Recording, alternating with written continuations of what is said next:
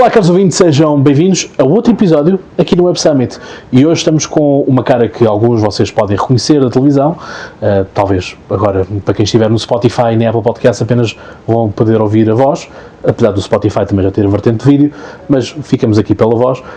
Nuno Miguel Coelho, portanto... Mateus Coelho, desculpa. Portanto, tu que nos apareces muitas vezes na CNN, quando a CNN decide falar sobre a cibersegurança, curiosamente é a única televisão em Portugal que insiste nestes temas da tecnologia. Exato. Portanto, a RTP ainda chegou a ter um espaço, mas entretanto já se extinguiu também. Extinguiu, a SIC tem o meu amigo Medeiros, que se dedica a uma vertente muito, não é comercial, uma vertente muito na ponta dos dedos do utilizador, na ótica das inovações, mas depois ninguém discute, exceto na CNN, curiosamente, ninguém discute, CNN TVI até, ninguém discute, ninguém investiga, ninguém quer saber muito da segurança informática. Não obstante das notícias serem tristes, em Portugal temos pessoas que perdem poupanças de uma vida. Exato. As empresas perdem aos 100, aos 200 mil euros cada vez, e portanto com truques simples que apenas precisa apenas que as televisões façam um bocadinho aquilo que faz a CNN, que é, vamos falar para as pessoas de um modo acessível, para que elas percebam que a segurança informática não é, como estávamos a falar há pouco, nos anos 80, 90, um bicho de 27 cabeças. Exato. E o bug do milénio e tudo mais. O bug do milénio é fantástico, não é? Nós já temos aqui alguma idade, enfim, tens mais 14 anos do que eu. Obrigado. Mas, repara, mas experiência é um posto. É verdade. A partir dos 30 comecei a achar isso. Exato. Um posto que faz doer as costas aqui, faz doer as costas acolá. Mas pensa, tu se calhar ainda tiveste o prazer de jogar com o Spectrum e separar nas cassetes e tudo mais. Programei para Spectrum e, aliás, os primeiros bicudos cabeludos que tive com, vamos chamar a lei quando era miúdo, foi precisamente para andar a vender cassetes Spectrum de umas BBS que inadvertidamente ia buscar à Konami e à Nintendo os conteúdos, porque aquilo era um BBS, era fácil de entrar lá dentro, e depois eu tirava aqueles jogos para o meu computador local, que era um PC de Olivetti, com um disco externo, que era uma coisa giríssima, com 20 megas, uma treta assim qualquer. A loucura. E depois liguei-lhe um gravador de cassetes e ia para a escola, no 8º, 9º ano, vender o Budokan e o Counter-Strike, não, o Mortal Kombat, o Budokan, o Robocop, o Streets of Rage, todos jogos que, infelizmente, eu não tinha, não era... Empreendedor, portanto estás mesmo no sítio certo, o Web Summit. Não, estou no sítio certo, porque não me enfiaram no outro sítio certo, não estava atrás. Não, mas o meu pai na altura, ele era membro da autoridade, portanto, não fosse de pai era juiz e aquilo não achou piada nenhuma a irem atrás de um puto de 13, 14 anos, porque foi buscar uns jogos que não devia ter buscado, uns servidores que nem sequer tinham segurança informática nenhuma, eu pensei que eram gratuitos. Exato. É bem da verdade. Mas a questão é isto, ou seja, nós quando falamos aqui de cibersegurança, parece-nos uma coisa muito pomposa, parece-nos algo, enfim, parece que nós os dois, eu também trabalho na cibersegurança, parece que temos de estar aqui com um capucho, com as luzes apagadas, só os ecrãs, dois, três ecrãs. Foi criado de propósito, não é? E afinal, são coisas tão simples quanto uma palavra passe de um sistema de vigilância ser o próprio nome do sítio, não é? E o admin, que muitas vezes não é mudado.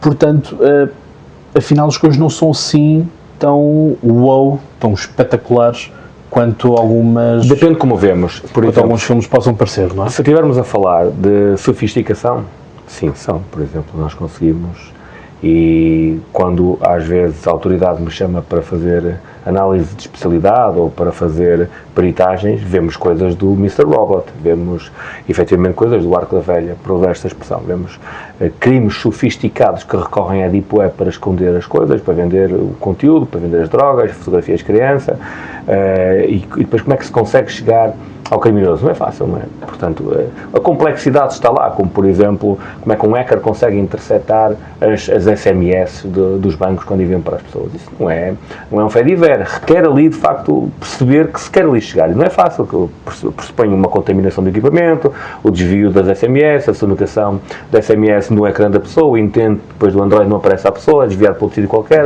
aquele telefone nem sequer, cada vez que ele se reinicia, aquele telefone já está a fazer um reverse TCP connection para um comando center, portanto o hacker não está a olhar para o nosso ecrã, mas está a olhar para 7500 ecrãs e depois tem um LLM lá por trás, já com inteligência artificial, que vai dizer aquele tipo está a procurar neste momento, está a entrar no CTT Bank, ou aquele tipo está a entrar no BPNP Paribas, e a partir daí o hacker, em vez de estar à escuta dos 3.000, passa a olhar só para o ecrã daquela pessoa, e depois tem um keylogger, e vê as passwords, vê os saldos, e fica interessado no que fica. Aí tem complexidade. Concordo que em 99,9% dos casos, É o problema, como eu digo nas minhas aulas.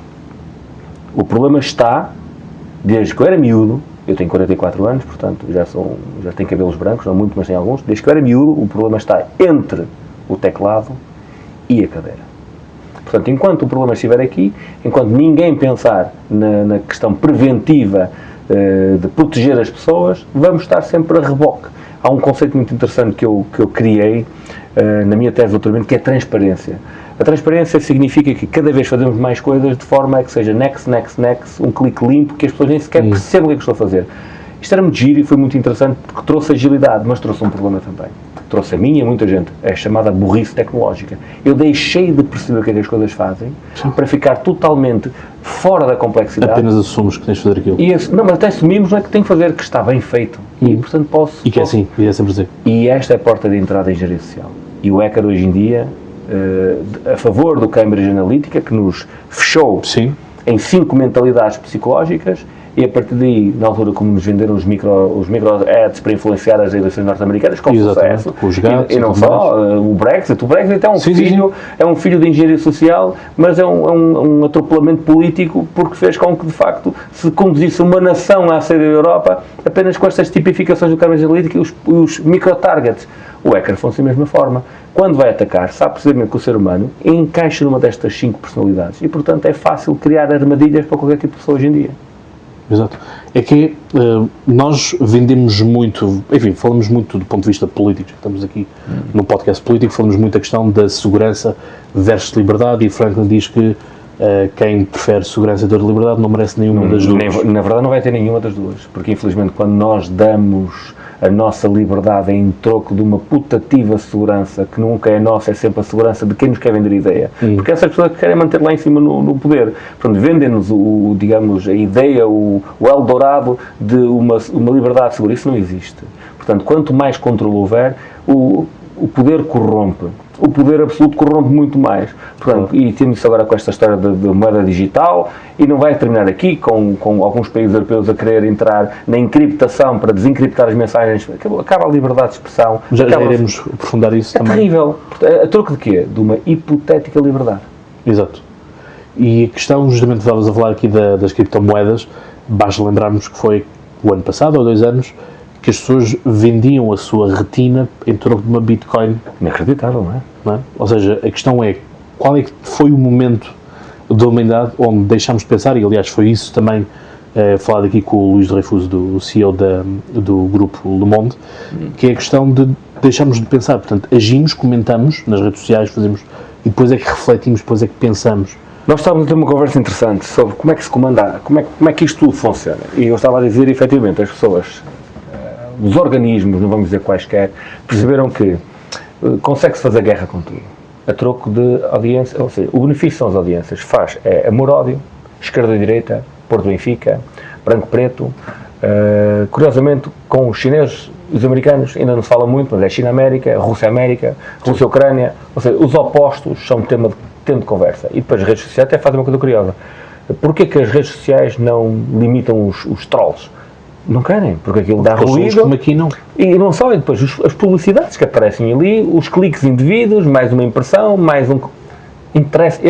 Esta guerra interessa a alguém.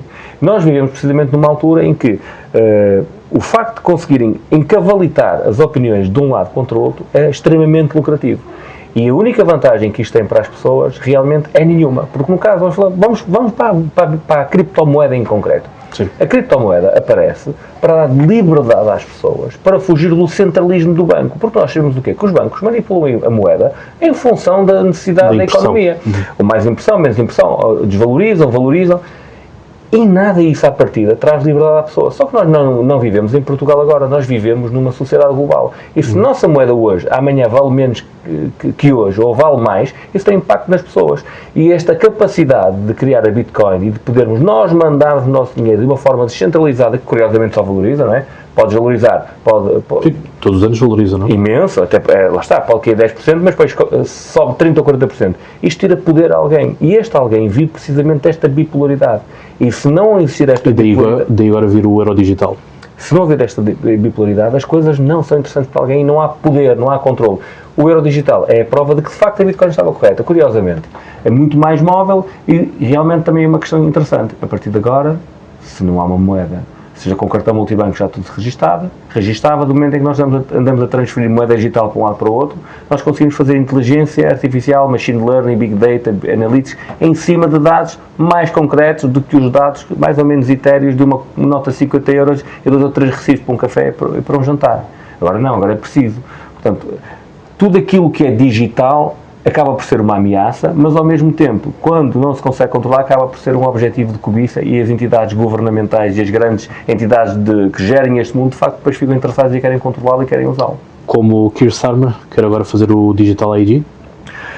Porque é interessante esta questão do Digital ID e é uma coisa que eu não vejo a ser discutida seriamente pelos políticos, não só em Portugal, mas a nível europeu, porque a argumentação e depois, enfim, há jornalistas que sabem fazer perguntas, há jornalistas que apenas passam cartão e passam as perguntas. Sim, também previamente e são discutidas previamente e acordadas. Mas a questão é, o argumentário é sobretudo de que é por causa dos migrantes ilegais, de terem um número associado e tudo mais. Mas a nossa Constituição não permite, não é? Sim, mas, mas a questão é, para que serve então o número de segurança social? É um de muitos. Aquilo que o NIF, não é? Curiosamente, eu fugi da questão inicial, que era precisamente esta história da identidade e da WorldCoin, porque eles foram muito desagradáveis comigo quando eu comecei a falar com eles. Quando comecei a falar deles. É extraordinário como é que as pessoas, lá está, a reboque do esquerda, direita, liberdade, dinheiro, as pessoas depois começam a valorizar aquilo que é palpável. O palpável é o dinheiro hoje em dia. Portanto, tudo se quer traduzir em dinheiro e, portanto, a WorldCoin soube investir precisamente nos países em que as pessoas precisavam de dinheiro. E convenceu um mar de gente a troco de nada. As moedas deles valem nada agora. Nem sequer vou especular. Quem tiver essas carteiras devem valer cêntimos, aquelas WorldCoins. Mas levaram das pessoas uma coisa única que nasce connosco e morre connosco. A nossa íris é insubstituível. A troco de uma miragem secreta que eles tinham de vender a identidade digital. E é aí que a WorldCoin liga precisamente com estes discursos que estamos agora a ter. Atualmente, não existe um grande provider mundial de identidade digital, ou se calhar existe a WorldCoin, porque conseguiu congregar ali milhões de pessoas e o objetivo deles era esse, era vender, terceirizar a identidade para os Estados. Portanto, Portugal, em vez de estar a investir em identidade digital na loja cidadão, acaba por ir à WorldCoin e comprar-vos aquele serviço. E este cérebro... Conforme se comprava os números digitais, os números às operadoras. Precisamente. E que por isso é que veio o RGPD também para colmatar um bocadinho essa lacuna. Mas se nós formos ver até o caso da WorldCoin, eles ainda têm agora a emissão do passaporte digital. Depois é o que faz também com que muitas sondagens, eu que trabalhei momentaneamente numa empresa de sondagens, faz com que aquelas sondagens sejam desfasadas, porque muitas ainda trabalham com arquivos de há 10 anos que já estão totalmente falidos. De todas as sondagens que eu vi até hoje, ou entidades de sondagens que eu vi hoje, que mais acertou, são os rapazes e raparigas que estão no Twitter com um projeto de sondagens. Agora foge-me o nome deles, que é um grupo que se juntou, que faz sondagens. Interpolis, sim. De todas as sondagens que eu vi mais verídicas e aproximadas da realidade, veio daquele grupo. Porquê? Porque eles estavam de facto onde as pessoas estão. Não estavam associados a estes números mais antigos e a especular uma teoria que já não existe. Hoje em dia é tudo digital. Mas voltado à identidade, a identidade digital é tão importante que já há empresas a querer fazer negócio dela. Nós em Portugal estamos mais ou menos protegidos porque não podemos ter um número único. Somos identificados através do cartão de cidadão, através do cartão do utente, através do cartão do contribuinte. Não pode haver não se pode congregar isto tudo num só número, que é o ideal destas empresas que querem identidade digital. E porquê que a Constituição o proíbe? Precisamente porque acredita que nós temos de ter uma espécie de liberdade. Nós não devemos ser tracejáveis ou traceable, para usar a expressão inglesa, até um único ponto de contacto, porque no único dia que nós, como querem fazer com a digital, que conseguirem perceber exatamente o que é que a pessoa faz com um só número, não há liberdade. Porque eu vou à padaria, eles sabem. Eu vou ao pão quente ou vou tomar um café, eles sabem. Eu comprei uma Gillette, eles sabem. Eu fui tomar um café, não passaram o recibo, eles vão saber que aquela pessoa não passou o recibo. Tudo digital. E, portanto, o controle é absoluto. Temos alguma necessidade de um controle absoluto das coisas que as pessoas fazem? Eu sou das pessoas que acreditam que não. E, lamentavelmente, acredito que não. É assim, consigo perceber da ótica do poder. Mas isso é tratado, desculpa. Sim. Isso, Cláudio, é tratarem todas as pessoas, lamento dizê-lo, como se fossem um putativo criminoso. Toda a gente está sob investigação. E não é verdade. Devia funcionar. Devia ser, vamos investigar aquele tipo quando há indícios que aquele tipo necessita ser investigado. Agora, criar um mecanismo para a qualquer momento ir buscar tudo o que se precisa, não faz sentido. É tratar o joio, é tratar todo o trigo como fosse joio. E por isso é que não está correto. Por isso a identidade digital é útil, acredito que sim, para estatísticas, para sondagens. Os Estados norte-americanos são um exemplo épico de como é que se faz umas eleições. Eles fazem as eleições, daqui a 3 horas sabem o resultado todo. E com uma eficácia a 100%, permanecendo ali com andamos nós a correr ao tribunal para recontar votos em Lisboa. Exato. Por causa de um rascunho. Não existe. Mas há um efeito negativo. O efeito negativo do o número único digital é um controle absoluto das pessoas. E eu sou doutorado em informática, adoro tecnologia, acredito piamente que quanto mais nuclear for a tecnologia, mais benéfica é para nós, mas há um momento em que alguém que necessita de controlar tem todo o poder e a chave na mão para fazer tudo, é mau. E é tratar a minha avó, com 92 anos, como se ela fosse uma criminosa, porque ela não precisa de saber se ela vai à Arcádia comer chocolates e fugir ao regime que o médico lhe impõe contra a diabetes. Sim. Não precisa. E um dia, se calhar, é o que vai acontecer. Ela vai pagar taxas moderadoras mais elevadas, porque ela não podia comer doces, mas o número único dela mostra, e as bitcoins digitais dela, do mercado europeu, mostram que ela anda a comer chocolate na Arcádia. É, isso supostamente eram umas ideias lá dos chineses, não era? É o que eles fazem. Do crédito social, não era? Não é ideia. Não é uma ideia. Eu sei. Cuidado, por isso é que eu estou a ser irónico. Não é? E nós vamos, e aliás, agora não consigo dizer, farás esse trabalho por mim e vais editar, vais dizer, houve uma pessoa importante na Europa que achou isso uma boa ideia. Eu acho que foi a Christine Lagarde, não tenho a certeza. Christine Lagarde é a mãe do Eurodigital e de tudo o que é é uma destas entidades que posso estar enganado, e reconheço, se estiver enganado, sou o primeiro a dizer que estou enganado, mas que reconheceu um benefício a este modelo que a China usa. É muito giro, já estive na China várias vezes, é fantástico. Mas será que é fantástico para eles? Para mim não é. Ficar impedido ou ter que ir para o fundo do comboio porque ontem apeteceu-me estar mal disposto ou não paguei uma conta porque estava atrasada, eu devo ser castigado por isso? Mas isso só é possível com a digitalização absoluta da sociedade. E infelizmente eu não acho correto. Estamos numa espécie de, nem sequer vou dizer Star Trek ou Star Wars, estamos mesmo... George Orwell. Exatamente, um mundo orwelliano, não é? Completamente distinto da realidade que vivemos. E hoje estamos, se calhar, aqui a conversar... E se calhar estamos aqui a conversar, a laranja mecânica, e estamos aqui a usufruir dos últimos anos de liberdade total.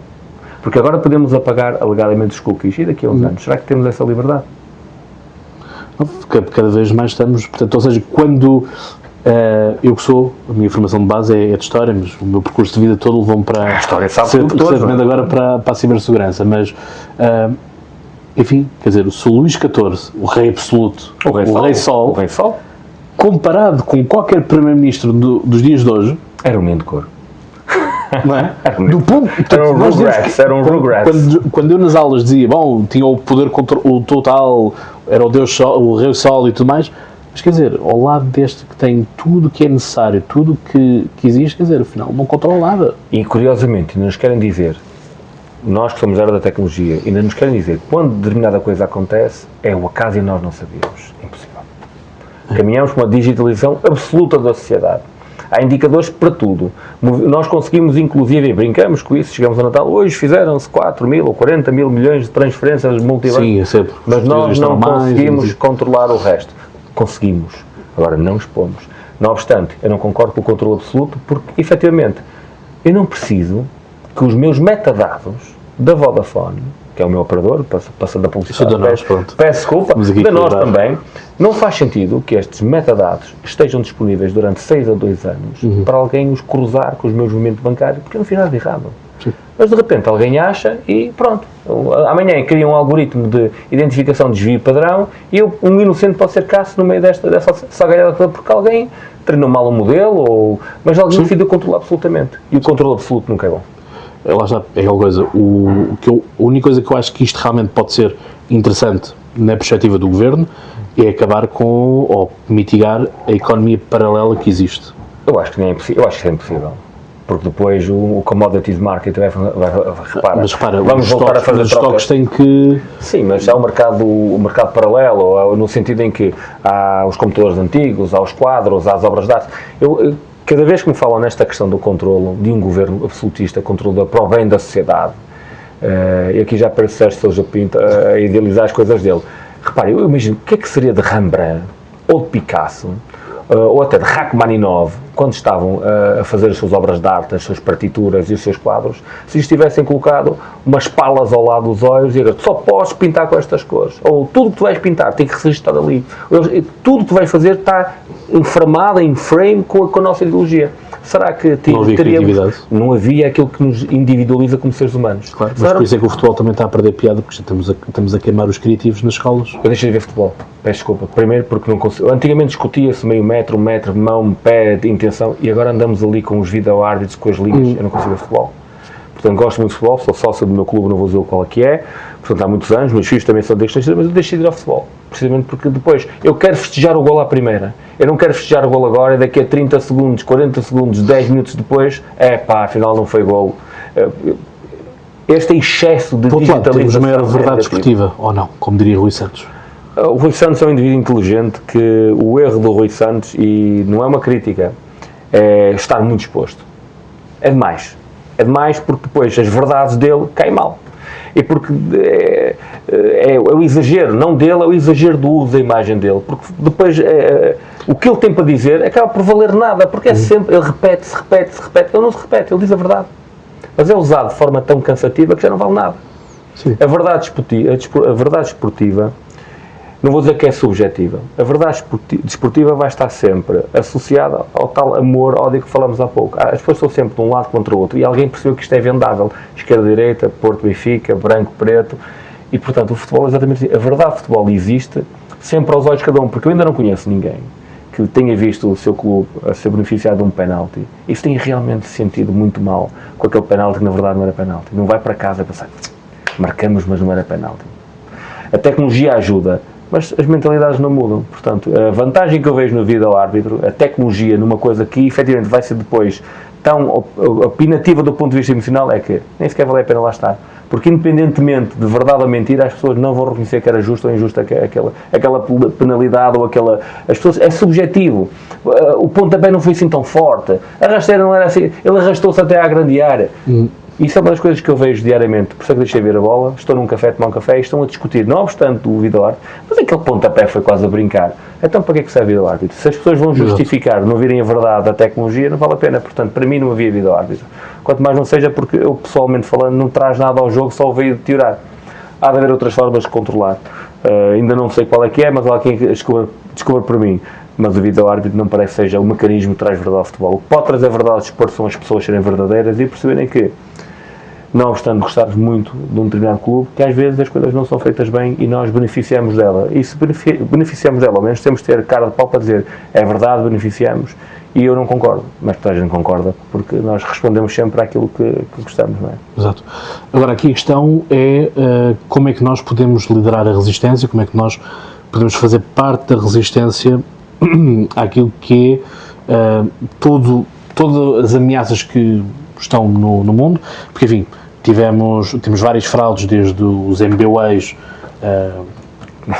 que são apanhados e temos pessoas que perdem fortunas, ou seja, todo o dinheiro que os malfeitores conseguem extrair do MBA, das fraudes, e essas fraudes muitas vezes são denunciadas via WhatsApp e tudo mais, também por criadores de conteúdo que se especializam nessa área da cibersegurança ou da proteção pessoal, ou o que seja. Infelizmente, já vou dar a palavra outra vez, não chegam às pessoas. Que é que, na verdade, eu tenho uma conta no Twitter, no X. Eu gosto da minha conta do X, contribuo e gosto da contribuição dos outros, mas vamos ser sinceros, dos 20 aos 80 anos, que percentagem é que olha para o X? Que percentagem é que vai aos sites da CNN, por exemplo, onde eu tenho uma coluna de opinião, falar de tecnologia, ler os meus artigos de opinião? Não é uma opinião nefasta, não estou a dizer isto a benefício da minha pessoa, são análises factuais da tecnologia aos olhos de um indivíduo que estuda isto já há 20 anos. Ninguém tem paciência para isso. E, portanto, enquanto as pessoas não pensarem que o problema são as pessoas e não criarem técnicas para ajudar as pessoas, se queres uma boa técnica, eu vou ter que dar razão aqui ao engenheiro José Sócrates. Não conheço, não vou dizer que era boa uma pessoa. As novas oportunidades foram das maiores iniciativas que eu vi neste país. Infelizmente, as pessoas só queriam puxar o computador. Mas aquilo que teria sido bem feito, ter-se dado ali o acesso ao computador a troco de uma formação de ciberhigiene, tinhas ganho uns pontos para ir buscar um computador, a troco de uma sensibilidade ou duas de como usar um website. e nós tínhamos aproveitado que cada casa tinha um computador e cada pessoa tinha tido alguma instrução de cibersegurança. Garantidamente hoje, quando começassem aqui os SMS, estavam muito mais informadas, eram muito mais resilientes. Porque o advento da novidade do computador, que trouxe paixão, as pessoas estavam contentes com aquilo, ficaram entusiasmadas, o computador e a internet, com um pouquinho de formação na área da segurança informática, aquilo tinha entrado que nem manteiga na cabeça. Exato. E perdeu-se essa oportunidade. Porque lá está, porque é que um príncipe da Nigéria que está perdido no alto mar me vai pedir 5.000 euros a mim? A mim não vai pedir, certamente que eu não tenho, mas se for para dar, eu quero. Mas não, isto ao longo do tempo... É jogar com as emoções das pessoas. Não é? Porque ao longo do tempo tivemos várias coisas. Eu lembro-me de estar na escola e haver colegas meus que recebiam mails da MTV a oferecer 2 bilhetes para o concerto da Rihanna. E porquê ele? Cá, não é? Havia as mensagens de Luís Figo está na miséria, Portugal chora e não sei o quê, parecia aquele band. E havia pessoas a clicarem nisso. Mas isso existe por uma razão. Para tirar as pessoas, eu escrevi isto há uns anos atrás, tirar as pessoas do ambiente seguro, que são as redes sociais, seguro no sentido, e com o website. Não estou a dizer que a rede social, o website que tu foste mesmo... O site a aplicação da rede social, que o website mesmo foste lá. É seguro, estás lá, mas do momento em que tu clicas em qualquer coisa, és transportado da rede social. Portanto, a rede social já não está a controlar. E vamos para um site. Esse site é para mostrar publicidade por todos os lados, que as pessoas nem conseguem fechar o banner, mas acima de tudo, há sites maliciosos que estão a injetar código no computador, que estão a ler as memórias temporárias, estão a ler o auto-preenchimento, depois até podem não encontrar nada, mas até podem encontrar passwords, até podem um browser estar já desatualizado e vão buscar mais informação que o que deviam. Agora, esse é o problema, as pessoas não têm instrução. Eu vou abrir a porta. Abrimos porque as pessoas não têm instrução. E não estou a dizer que é mau, que é uma falha. É mau, claro, mas não estou a dizer que é uma falha deles. É uma falha nossa como sociedade. Nós temos o Centro Nacional de Cibersegurança, a quem eu gosto muito e acredito na missão deles. Mas quando é que eles vão pensar nas pessoas? Então, o mundo empresarial, empresas, formações a 50 euros de empresas, pessoas das empresas. E a minha avó? E a tua mãe? E os meus pais? E estas pessoas que têm... Por acaso, uns puderam se licenciar, mas a maior parte não, uma vida de trabalho, que agora são obrigados ao telemóvel para marcar uma consulta.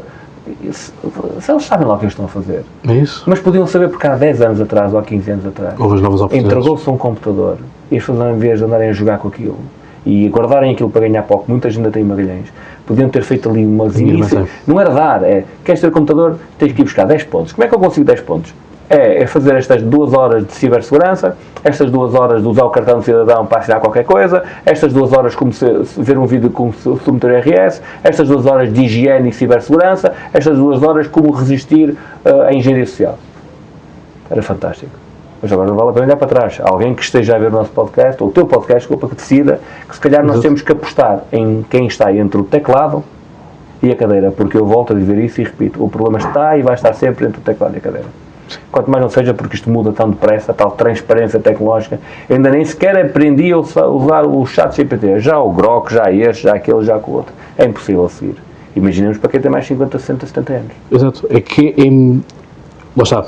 Vamos pôr-nos aqui os dois como nerds da coisa e que gostamos realmente do mundo digital, do mundo informático e portanto, andamos atrás das novidades, mas eu dou comigo às vezes a ser ultrapassado pela novidade. Ou seja, a minha capacidade de busca, de processamento, de realização e absorção do novo conhecimento já não é suficiente. Eu vou contar uma inconfidência. Eu tenho insónias, infelizmente, tenho insónias, tenho muita dificuldade em dormir. Portanto, já perguntaste ao ChatGPT como é que podes resolver isso? Já, manda de mão chás de camomila, umas melatoninas, depois entretanto eu falo em melatonina, o meu telefone ouviu, vai-me aparecer a publicidade da empresa que vem na melatonina e de repente o X ouviu, vai-me aparecer o post que afinal a melatonina faz mal à saúde.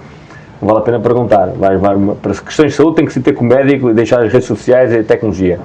Mas eu tenho muito tempo e dou por mim de facto, e efetivamente, às 6 da manhã acordado e estou a ver os trends de tecnologia e as notícias e portanto quando me liga a CNN a fazer uma pergunta ao professor, é preciso entrar em direto, eu sei esse tema. Mas nem toda a gente tem a panca que eu tenho, ponto número 1, o problema de saúde que eu tenho, nem a disponibilidade. E claro, se assim fosse as coisas eram muito melhores, mas percebo, estar atualizado para discutir qualquer assunto não é fácil e 99,99% das pessoas não conseguem nem vai fazer porque tem que trabalhar, tem os filhos e está sempre atrás e efetivamente leva-nos a outra conversa muito gira para ter um dia qualquer, que é quando é que vão decidir colocar as pessoas, que somos nós, lá está, entre o teclado e o computador, dentro da decisão da computação? Porque nós vivemos a ser vendidos, vendem-nos coisas e vendem os nossos dados. Até agora nunca ninguém nos chamou para contribuir e para nos perguntar o que realmente é importante. E coisas como faz a GNU, como faz a Fundação de Linux e outras mais, que é trazer as pessoas à decisão do sistema operativo. Em 99,99% dos casos ninguém quer saber das pessoas, só nos querem vender coisas. Portanto, por isso vamos estar sempre atrasados. Neste momento estamos nós aqui a falar e há um truque novo que apareceu qualquer. E sim, nós não sabemos. Garantidamente, mas lá está.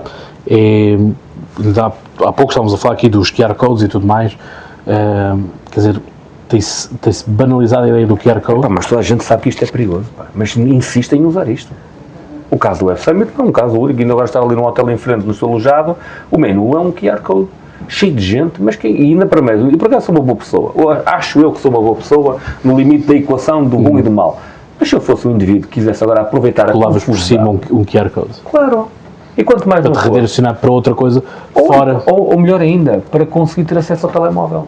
Hoje em dia há um truque novo, até passamos já aqui, não se abram as mensagens que caem no WhatsApp, que se entre nas definições do WhatsApp e se suspenda o download automático das imagens, porque qualquer pessoa hoje em dia pega numa imagem, vai a um determinado site, faz o upload da imagem a um determinado site, vai dar um link, vai ao WhatsApp, coloca a imagem no WhatsApp, as pessoas fazem o download, clicam e a nossa localização exata vai aparecer para o atacante ou para quem está do outro lado lá. Ou melhor, já injeta logo o código no telefone e depois nós ficamos admirados como é que sabiam o código da nossa aplicação multibanco. Isto acontece porque o pirata está sempre do lado lá. Agora, poder instruir e dizer isto às pessoas é uma tarefa que eu faço neste momento sozinho em Portugal, sou dos poucos a ir à televisão a falar sobre isto, não percebo porquê, quanto mais melhor, mas pronto, andamos sempre aqui a correr atrás de prejuízos. E os QR Codes é um exemplo fulminante de que isto é um problema grave, toda a gente tudo isto.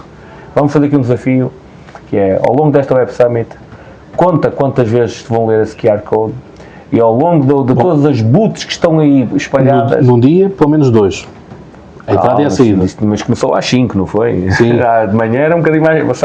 Mas vamos entrar... O exercício é um pouco mais complexo, Cláudio. Quando estivermos no showroom destes 5 ou 6 pavilhões, vamos ver que empresas é que nos está a dizer a sua história através de um QR Code. Todas.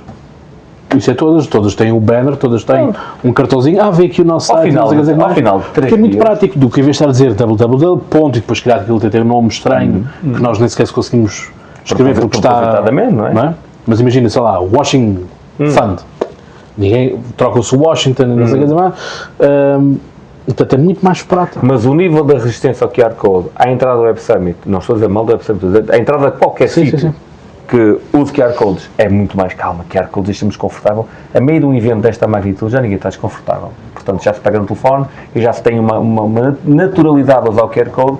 É isso para o atacante. Será também porque vemos um grande dispositivo de segurança física e humana? Isso é a contaminação mental. É capaz.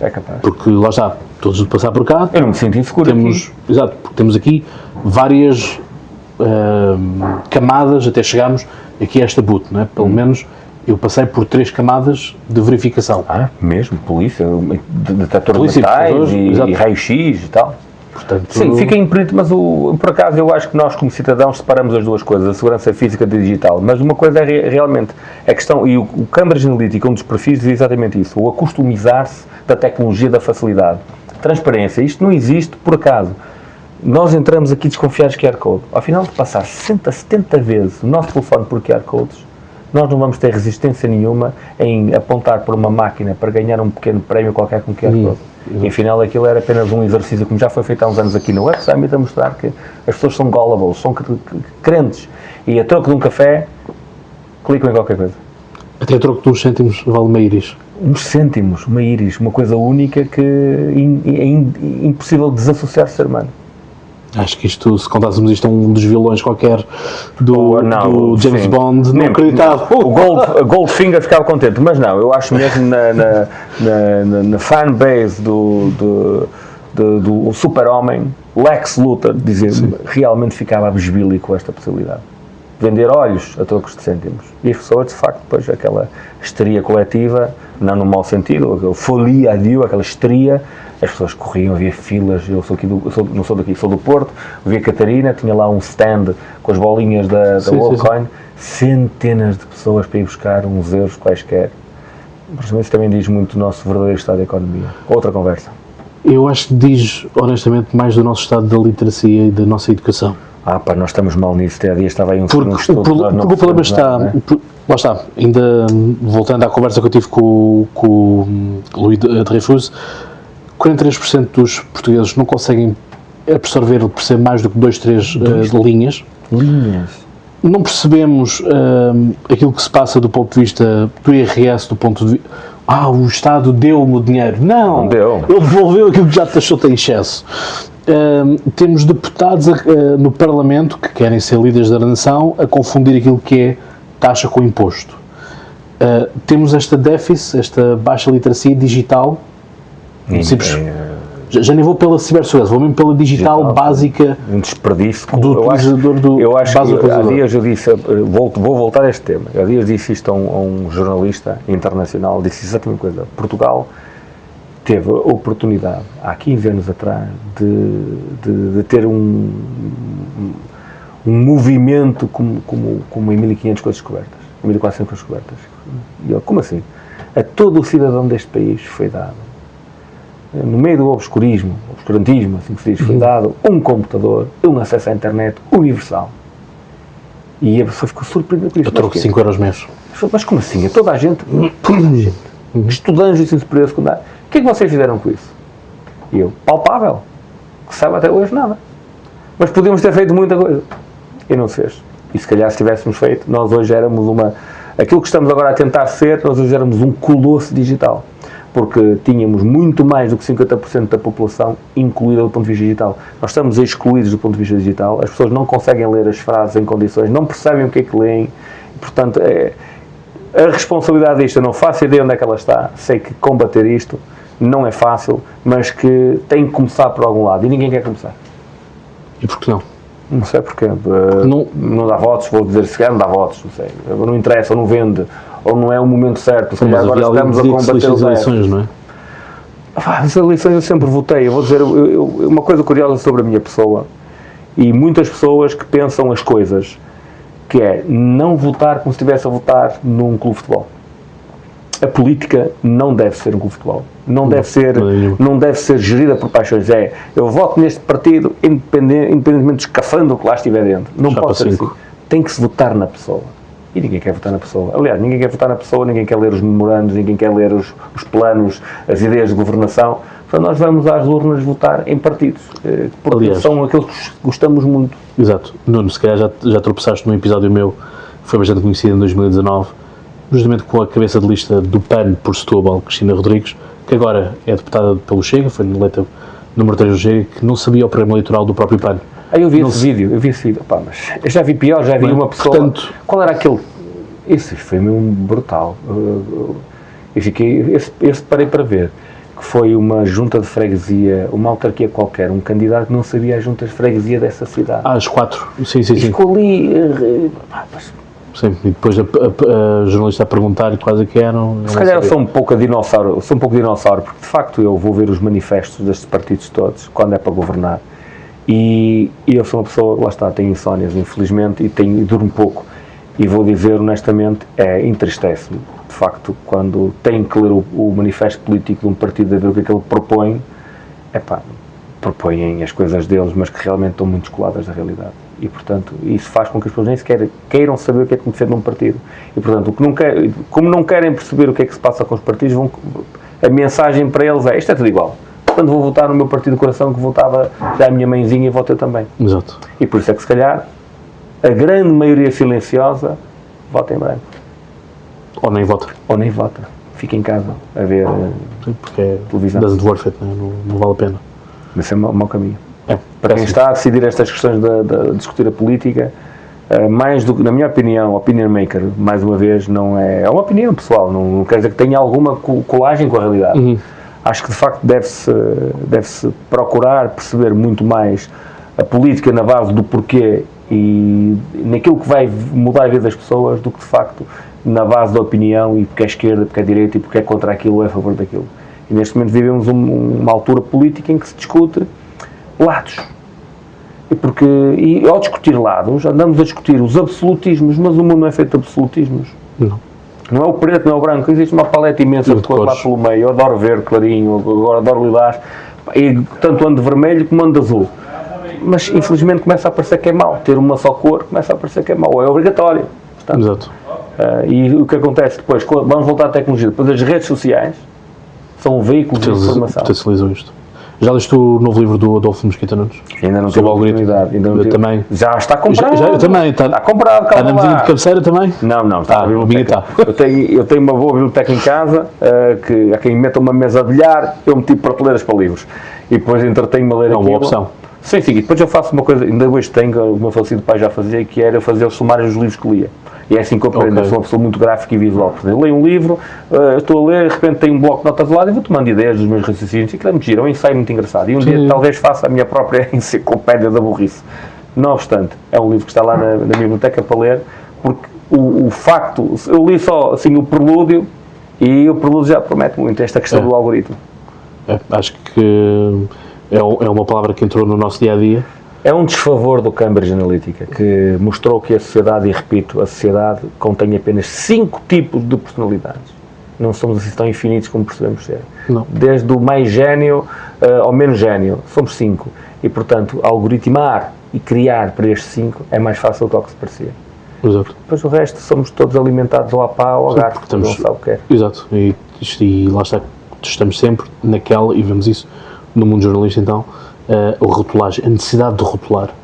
Quando desaparece alguém fora do sistema, e aqui fora do sistema é do estilo, apareceu-nos um personagem novo, não sabemos de onde é que esta pessoa de onde é que esta pessoa vem, e isso parece que se instala um caos nas redações, porque qual é a etiqueta? Olha, a tua prateleira, qual é a prateleira que vamos pôr este espécimen? E fica muito complicado. Eu por acaso tenho sorte, porque o canal de televisão com quem trabalho evita muito rótulos. Se calhar porque aprendeu com os outros ao lado, tenta ali servir e mostrar a parte plural da nossa sociedade, mas eu posso dizer isso a quem nos segue lá em casa, tem táticas internas para evitar rotulagens, evitar enviesamentos, e aquilo não passa por uma pessoa. Quando vai lá uma pessoa nova para comentar, não passa por um batalhão de gente, porque tem várias opiniões a ser formadas por várias pessoas. E, infelizmente, isso não acontece em todos os sítios. Exato. E, claro, depois a mensagem... Exato, porque eu, no mesmo episódio, consigo ser chamado de extrema-esquerda e extrema-direita. Mas é, ora, eu não consigo... próprias, normalmente é rotulado assim. Mas como é que o meu próprio discurso, não são em 2 episódios diferentes, é no mesmo episódio. Mas o problema nem sequer, em muitos dos casos, nem se está a falar da esquerda ou da direita, está-se a falar, se calhar, do mecanismo de voto. Mas as pessoas, isso é de esquerda. Mas eu não estou interessado se é esquerda ou direita, se é branco ou preto, se é amarelo ou cor-de-rosa. Vamos falar só do mecanismo de voto. Porquê é que eu tenho que votar em papel? Não pode ser um digital. As pessoas fazem, isto é uma hipérbole. Como os holandeses fazem, é que os holandeses têm o ridículo da questão de votarem à saída do supermercado. Mas isso não é ridículo, isso é espetacular. Não, o ridículo do fácil, não é? Do facilitismo. O ridículo no bom sentido. Vais para um podcast online falar disso e as pessoas vão ver esquerda e direita nisso. Isso é história, alguém lucra com isto. Aliás, isto é factual, porque tens nos Estados Unidos a ideia dos ID voters, não é? Portanto, a ideia de teres um cartão como nós tínhamos. Se calhar ainda tiveste um cartão leitor.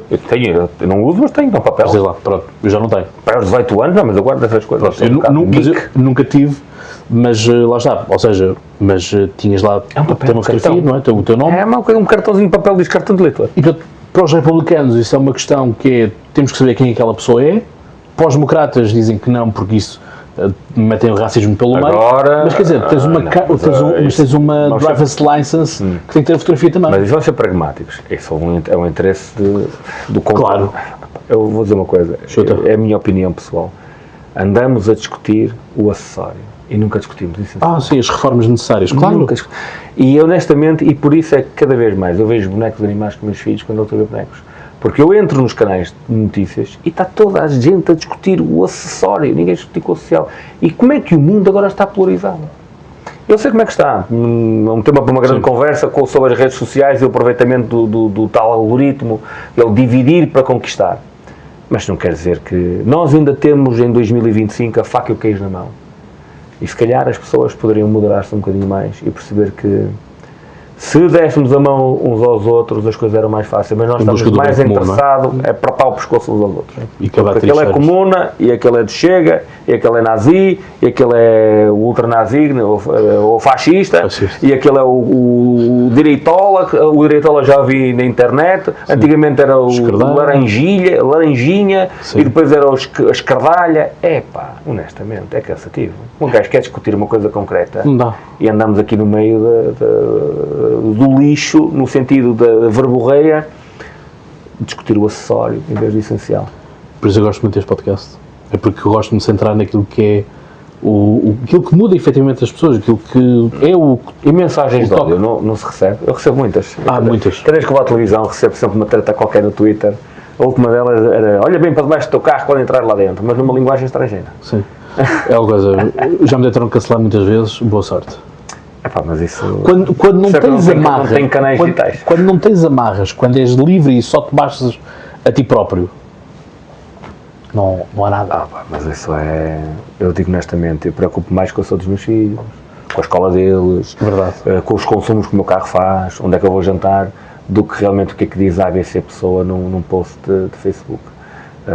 Claro, faço como todos nós fazemos parte daquele clube dos comentários mortos, sentamos ali a comer pipocas, mas tenho a minha opinião, tenho a minha ideologia política, sei onde é que me enquadro, efetivamente enquadro-me no âmbito de analisar as pessoas, mas há um pendor para um tipo de ideias, mas não contamina a minha vida profissional diária, não contamina nem quero passar esta ideia a ninguém. Porque o voto ainda é secreto. Porquê é que vou para a internet dizer o que eu gosto de fazer? Exato. Para mim o voto é secreto e há de ser sempre secreto. Exato. Nuno, foi um gosto, foi meu. Imenso estar aqui nesta entrevista contigo. Falámos de vários temas, mas foi holístico. Sempre naquilo que é o ponto, tocar no nervo certo para fazer isso. Portanto, caros ouvintes, obrigado por terem estado desse lado e volto aqui a dizer que aquilo que vocês fazem, tudo aquilo que vocês também vão dando aqui de input, com as vossas subscrições, com o vosso like, com os vossos comentários, com a vossa partilha, é o que permite que esteja aqui pelo segundo ano consecutivo na Web Summit. Portanto, certamente que o Web Summit não me escolheu pelos meus lindos olhos castanhos, que são banais em Portugal. Alegadamente lindos. Alegadamente. E castanhos super banais aqui em Portugal, mas também pelo conteúdo e por tudo aquilo que vamos desenvolvendo em conjunto, porque eu sou apenas um mensageiro, portanto todos nós trabalhamos aqui e é um gosto poder estar aqui também convosco e obviamente aqui com o Nuno, alguém que eu respeito muito no espaço da televisão e gosto também sempre de aprender com aquilo que vais publicando e vais partilhando e portanto, já sabem, até lá tenham boas conversas e já agora tentem se proteger na internet. Um abraço. Um abraço.